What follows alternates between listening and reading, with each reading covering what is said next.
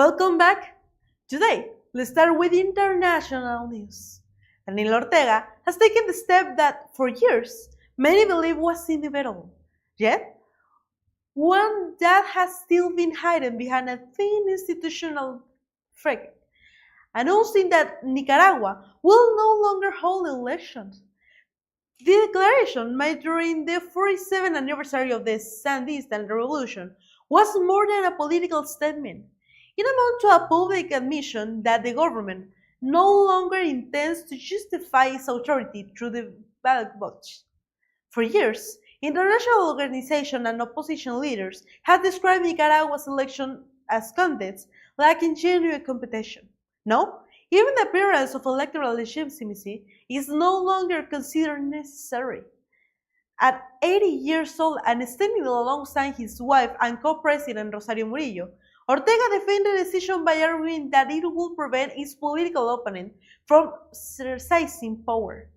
That explanation reflects a governing philosophy in which the peaceful transfer of power is no longer viewed as a democratic principle, but instead as a threat that must be eliminated before it can happen. The announcement comes after years of allegations of election manipulation, the persecution of journalists, political opponents, religious leaders, and critics of the government, along with its state explanation of state control over virtually every major public institution. Opposition leaders argue that Nicaragua's democracy has already been dismantled long ago. What has disappeared now, they say, is simply the final symbol that allows the government to maintain the appearance of constitutional legitimacy.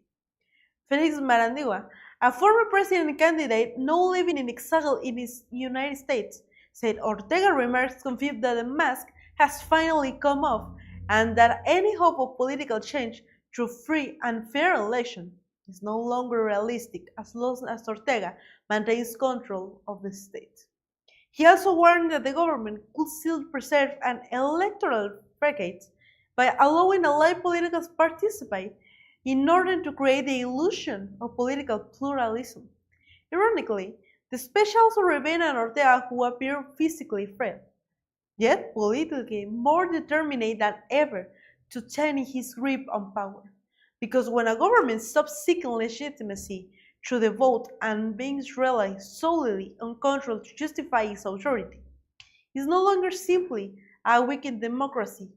It becomes a government that no longer feels the need to hide its true nature. Turning now to Europe, and Abraham walked through the door of number 10 Downing Street for the very first time, carrying a message filled with optimism, ambitious, promise, and one clear objective: to govern in a way that breaks with the style of those who came before him. But British politics has always been a place where speeches create expectation, while results ultimately determine how long any leader remains successful. His first major decision as Prime Minister was to announce an aggressive initiative aimed at reducing homelessness, back an additional investment of £340 million and a pledge to end road sleeping across the country. It is an ambitious and politically compelling promise, but also a risky one. Burham made a remarkable similar commitment when he became mayor of Manchester in 2007. Although homelessness declined for several years under his leadership, the problem was never fully eliminated. The new Prime Minister also outlined a broader agenda focused on easing the cost of living crisis, expanding employment opportunities for young people, building more public housing, and returning greater political and economic power to the region beyond London. More than a present on the same package of policy, Burhan offered a vision designed to combine broader than meaningful change is possible after years of growing public frustration with Britain's political institutions. The contrast with Keir Starmer was evident from the very beginning. Burham chose to deliver his remarks without a teleprompter, adopting a more conversational and approachable style in an effort to preserve himself as a leader who is accessible and closely connected to ordinary citizens. But authenticity alone has never been enough to govern a country. Meanwhile, his first phone conversation with Donald Trump and Volodymyr Zelensky made it clear that his foreign policy will emphasize continually when it comes to national security and continued support for Ukraine. Burham begins his tenure with considerable political monument and a fresh narrative. Even so, Donny Street has a long-established reputation for quickly turning campaign promise into the ultimate test for leadership. In the United Kingdom, the excitement surrounding a Prime Minister visit his office rarely lasts as long as the realities and pressure of government. And Donald Trump once again turned up the language of maximum pressure in response to escalating tension with Iran. After the death of 3 U.S. service members and the disappearance of another American soldier over the weekend were confirmed, the president issued a warning that left little room for interpretation. For every member of the United States Armed Forces killed in attack attributed to Iran regime, the American response, he said, will be many times greater. The message posted on Truth Social was not presented as a off-the-cuff remark of campaign rhetoric. Trump stated that the directive had already been communicated to Secretary of Defense Pete Hegseth, chairman of the Joint Chiefs of the States General Danny Kaine, and the rest of the nation's senior military leadership. In other words, the warning was framed as an official military directive rather than simply a political statement. The announcement followed the death of 2 American service members in Jordan during attacks attributed to Iran, while another U.S. soldier remains missing. Those incidents came as stop on the death of a 3 service member in Iraq during an operation to destroy enemy munition. Taken together, these developments have intensified pressure on the White House and once again place the Middle East as a center of a growing regional instability.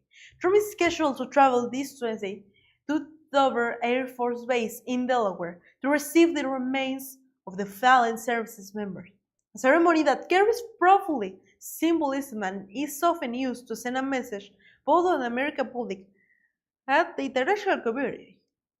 The president's warning reflects a strategy that has become familiar through his political career, responding to violence with a promise to ever-ready force. The concern, however, is that when threats begin replacing diplomatic and relation is announced before meaningfully efforts at de-escalation are even attempted, the opportunity to prevent a wider conflict begins to shrink at an increasingly dangerous pace. And now we go to a short break and continue with more international news. Algo nuevo para tu salud está por llegar. Confianza, seguridad, cuidado.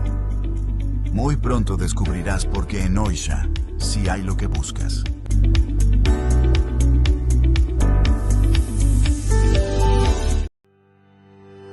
Algo nuevo para tu salud está por llegar. Confianza. Invierte en tu futuro. Terrenos en venta con el clima perfecto, ubicados estratégicamente, con escritura pública. Disfruta del confort de vivir en un lugar tranquilo con acceso rápido a la ciudad. No esperes más. Haz de tu sueño una realidad. En Inmobiliaria Roca, más que inmuebles, decisiones con valor.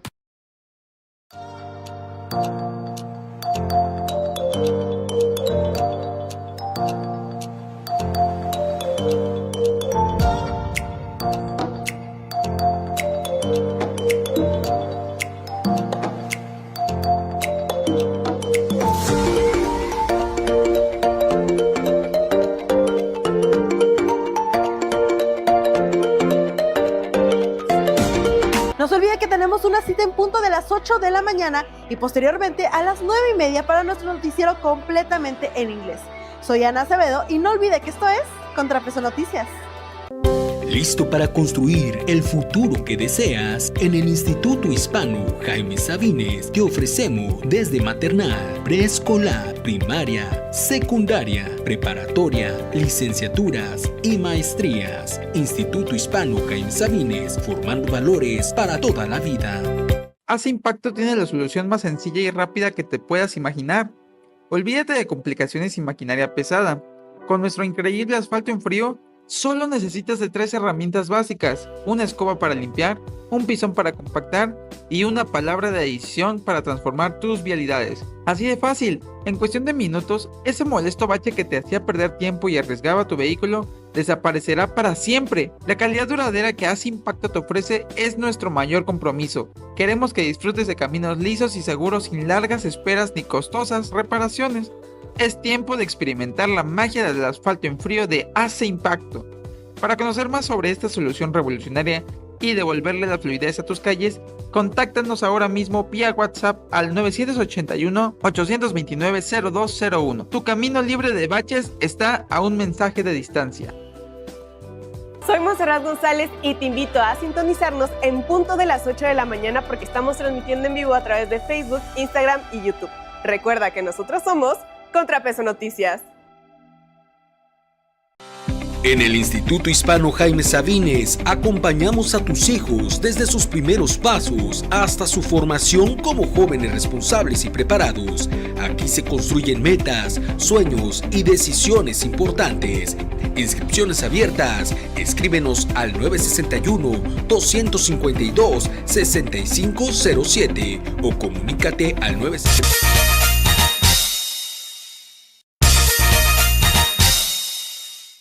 And continue with more international headlines. The Trump administration has taken a step that extends well beyond foreign policy and could reshape the domestic political debate inside the United States.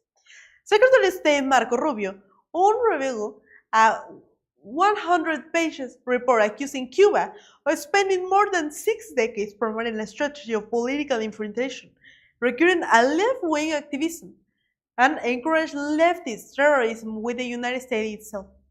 More than simply assessment the Cuban government, the document introduced a new national security narrative in which the line separating political opposition from ideological threats appears to become increasingly blurred.